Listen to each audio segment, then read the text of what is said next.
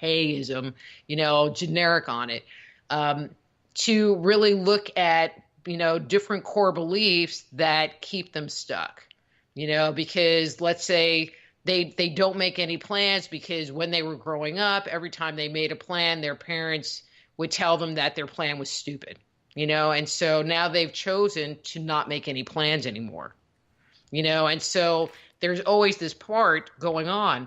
And so when I do energy work with people, there's working on what's going on physically and functionally, as far as calming down inflammation, adjusting people's spines. I mean, just whatever comes to me, but also helping to clear and remedy the discordant vibrations that appear in these other bodies so that they can let go of the beliefs, the thoughts, beliefs, and emotions that are tied to what's going on with them. Because our emotions sit in our emotional body and our thoughts sit in our mental body, but everything starts with a thought. The thought gets energized, thus the emotion, energy in motion, which will start this cascading effect. And so there are people that actually have disease that presents in their etheric body, and it's just sitting on the edge, wanting to get into their physical body, and then the more you don't pay attention to it, the more you don't clear it, the more you don't do anything about it, but then it will go into the physical body and present as disease, and it's interesting, because dealing with this inner wounding and all of this stuff, that anxiety in the closet, is giving people an opportunity to clear all of that junk that's sitting in these other bodies that haven't necessarily rolled all the way in to present themselves physically. Because once it shows up in your body, that usually means it has been there for a long time and you have not addressed it. So it might, so it might be a limiting belief. It might be a negative thought about yourself, like I suck, I'm fat, rah, rah, rah, that has been there, but you haven't ever done anything about it. And so those thoughts and emotions interfere with the flow of our chi, our life force energy into the body. And again, over time, through repetition, it just builds up, clogs up, distorts more, and ultimately will manifest a disease. And so when I'm working with people and I'm poking around in their gallbladder, it's kind of like, oh, well, you have this belief about this, yeah, and you brought this in when you were 8 years old, and it felt like this. And they're, and then they start crying. Well, you have to release it somehow, right? Well, and I think people don't understand. It's like, oh, well, I got over it. And I'm like, it's not what your body's telling me. You maybe thought you got over it, or you just kind of threw it over your shoulder, but you have not resolved it energetically. And that's what I help them to do.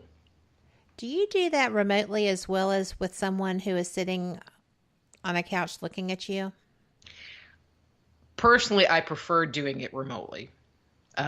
Because when I'm working with someone, I'm just doing everything in my mind's eye, and people sit there and go, well, isn't it better?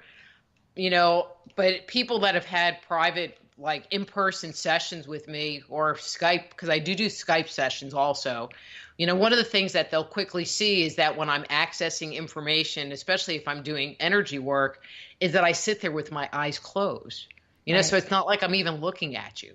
So whether you're in the chair, or, 1,000 miles away, it really doesn't matter because I'm really not looking at you.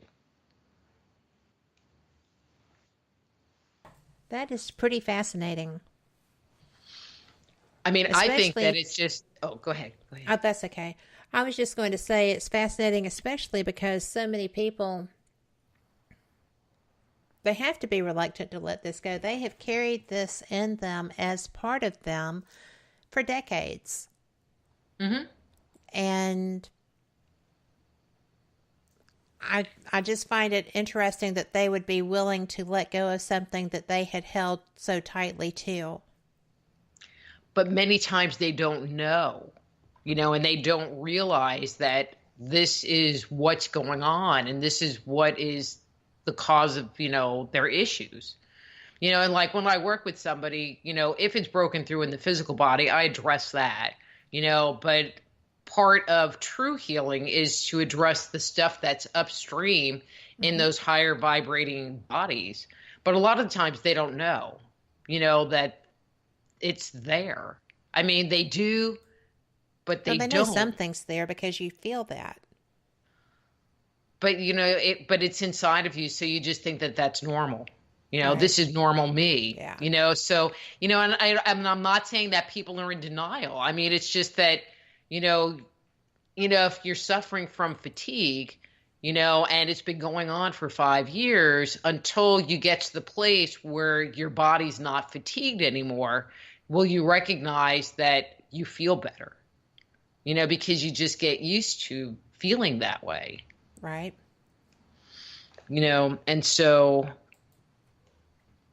and, I just do what spirit tells me to do, and I hate even saying that, but it really is true, Well, it so would people be. go, well, what do you do? And it's kind of like, whatever they tell me to do. I mean, we might have a goal, like we're going to work on this thing, like I've been working with this guy that has this hip issue going on.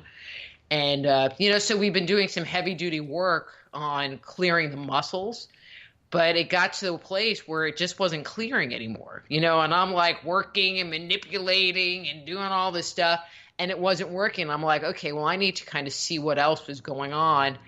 And it was interesting because my impression of what was going on with him originally was that he had been like majorly psychic attacked. And this was the fallout. And so when I hit this plateau, I was like, okay, well, I'm going to just take a step back and see what's going on. And, so then I was finding like all these curses and all of this other stuff in his space, all from this person. And then he had a situation where everything got flared, like bad flare. And he was like, it's bad. Let's do a session. And so I asked him if the person, because we've had conversations about this person, if he had, if they had contacted him in the last 24 to 48 hours. And sure enough, the day before, he got an email.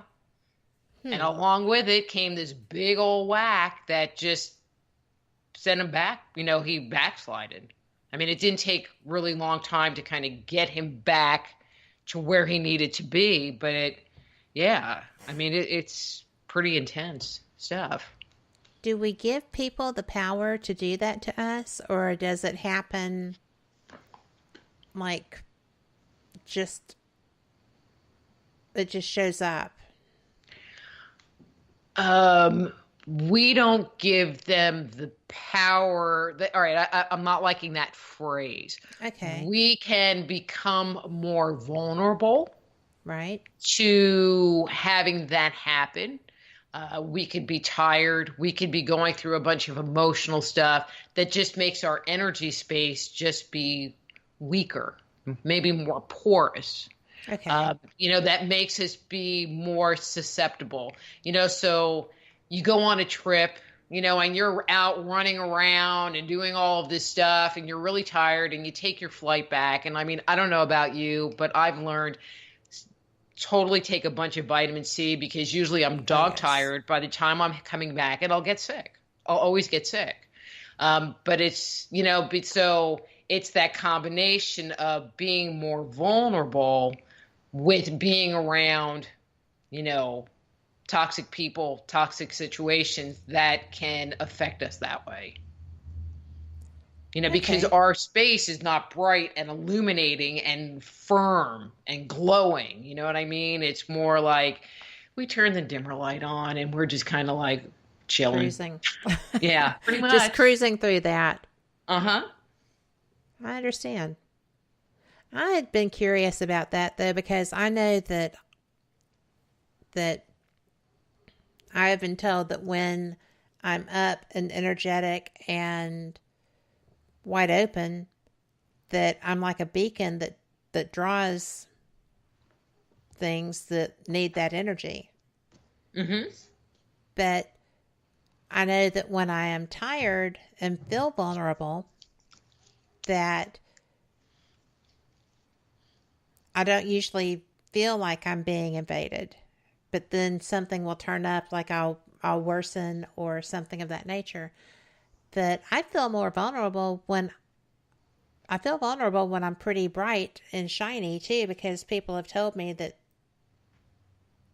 that draws energies that I don't necessarily need because they need that energy or whatever. But I'm going to give you a but to that. Yeah, But please when do. you're bright and shiny and strong, it's like you are solid in your space. And Right? so even though you're like a bright light bulb, it's like you have your protection is strong too. Your energetic boundaries are strong. And That's so they true. can try to throw crap at you, but it's just going to bounce off. It's just when, that light is turned down, that I like the word porous. I mean, it's not necessarily the best word, but when that light is turned down, our It's space fairly becomes descriptive, yeah. porous. Where stuff can just kind of get in. It's easier for it to slide in without us knowing because we're not really paying attention. Yeah, because we're distracted. Mm-hmm. Our energy is turned more into us in a more introspective place or, whatever. I mean, there's lots of reasons why that could happen. Yeah. Well, I know that I've been very appreciative of the stone collection that I have lately. Mm-hmm. It really has helped. Well, not necessarily lately, but, it helped with my healing. So it helped me stay up during my healing. Mm-hmm.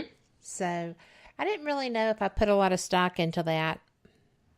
And I had people give me things. I guess they anticipated what was going to happen to me. I don't know, but it was so helpful. Mm-hmm. Yeah, because you could just pick it up and it would be like, oh, I feel that. Yes, that's pretty cool. And those really do help. But, we are at our final break coming up now. And I'd like to continue this when we come back, if that's okay. Yeah, sure. I'm having a great time with this. This is information that I'm not aware of, so not all of it. So with that being said, we are going to our final break. I cannot believe it's the final break. But this will be 2 minutes, and we'll be right back. You're listening to WBHM Digital Broadcasting, the best in paranormal talk, only on Paranormal Experience Radio. Broadcasting live out of Birmingham, Alabama.